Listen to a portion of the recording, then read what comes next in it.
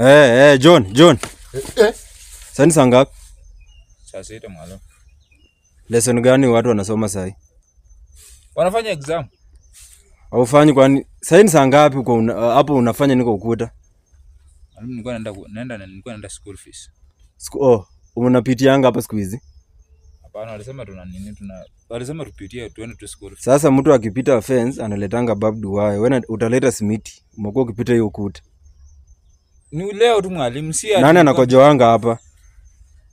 Kuna nuka mkojo. Pia unasikia? Ndugu yangu Violence. Nimekupata wewe. Umekuwa unachungulia nini? Unajua madam wanogo huko ndani. Unajua walimu wa kike wanaogea huko ndani. Unataka kuwa najisi? Sijaona. Uko na mrembo huko nje? Hapana. Na unafanya nini? Unachungulia nini? Wanoge mwalimu. Umeona? Sasa niko na evidence. Inde kitu mko ukifanya. Si nimekupata juu. Hapana. Nimekupata juu wewe John. Bana mwalimu nani mwalimu gani kwa class? Siko najua kama wanoge. Wewe ulipata nini grade gani last exam?